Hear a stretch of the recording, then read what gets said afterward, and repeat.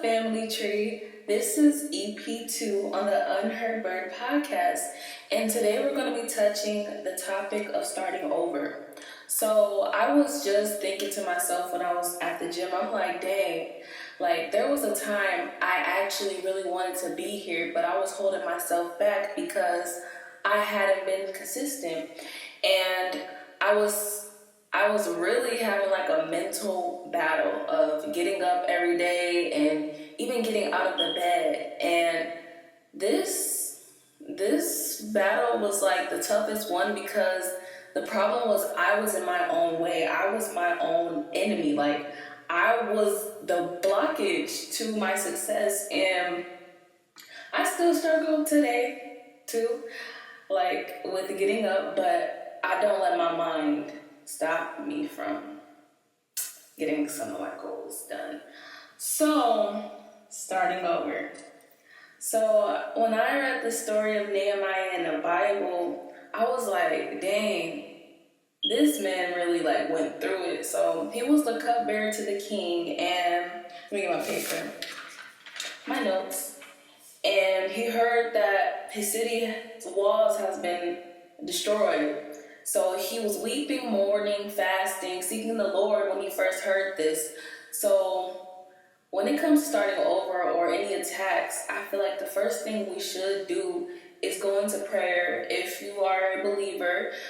And we should talk to God about our problems versus human beings, because we can get so many other voices in our head that can block us from hearing or block us from the true answer that we need, because we're feeding our mind with other voices, and it tends to get loud. You can get really stressed out and really frustrated, because I experienced that. But Nehemiah went to prayer, he went to fasting, and he prayed first to have favor in the king's, favor, so he can go back home and build the wall and with his people. And Nehemiah was just a cupbearer. This man, he had to learn leadership skills, he had to be courageous, and he also had to have that faith of a mustard seed.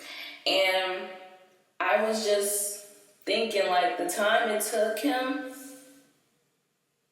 the time that he found out that his city was being attacked, the walls were destroyed, was from November to December, our time, our months. And that was a long time. Like, I mean, to hear it and still be still, like to sit still. And let's see. Oh yeah. And he sought God out, and he didn't take actions into his own hands. Well, matter into his own hands. And I just want to put this with how our life can be. Like when we have trials and things cause us to start over or cause us to get off track, we should not be discouraged.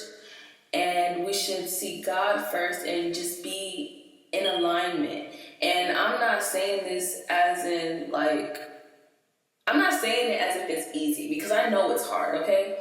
I'm not just saying, get up and do it. No, like, you have to sometimes sit still and you have to go through it. You have to sit through that fire, that refining period in your life to grow these fruits of the Spirit and these skill sets that you might need for the position God's putting you in. Because Nehemiah was a cupbearer. He tasted the food for the king. He went from a cupbearer to a leader. He literally instructed the people on what to do. He called people up to he got them all up, and they all were building that wall. And then there were enemies, and there were little foxes that were trying to stop him and his people from building the wall. And I remember there was even let's see if I wrote it down.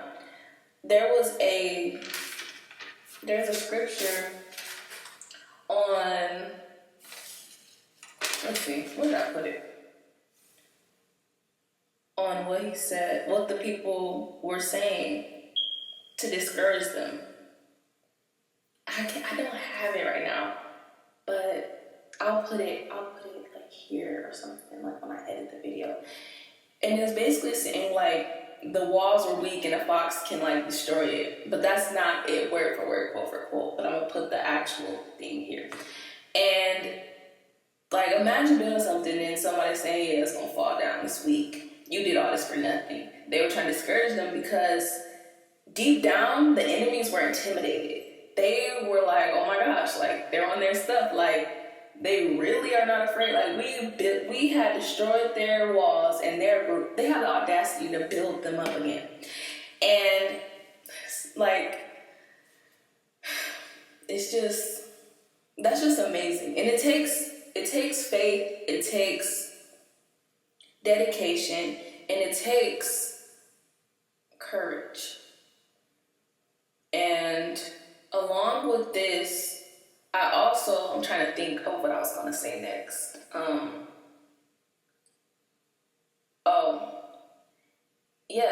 It really it takes faith, and you let me get my words together.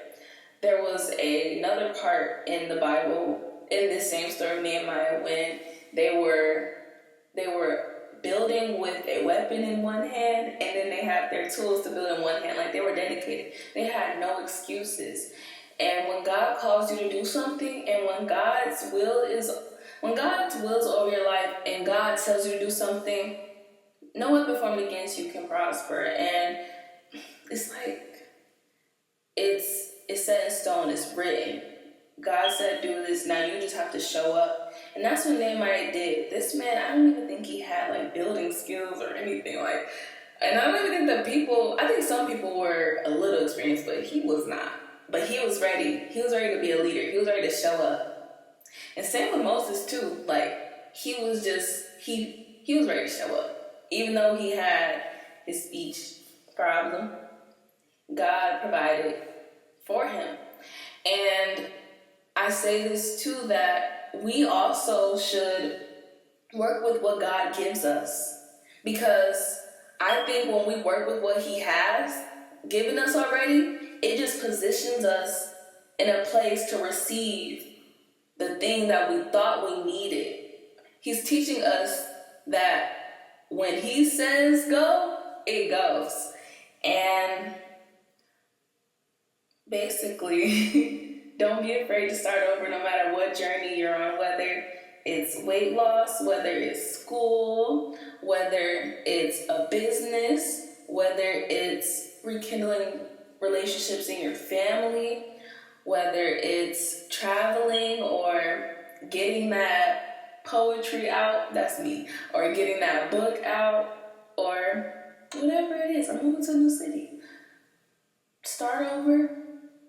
Include God this time, and make sure your heart desires line up with God's will over your life, because that's really when everything seems to move. And sometimes we just have to sit still and go through our funk of sadness. And don't let your heart deceive you either with those emotions. That's another thing I learned.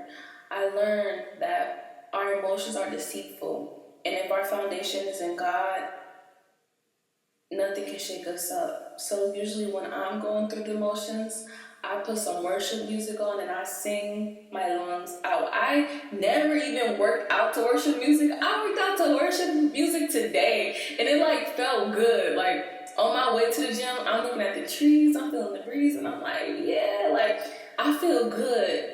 It made me feel like, I don't know, it felt healthy, it felt healing, it felt like I was doing something right. And it made my morning frustrations or all my anger or whatever I was feeling just disappear, because it was just stupid little attacks and stupid thoughts and worries. And I had to give it to God.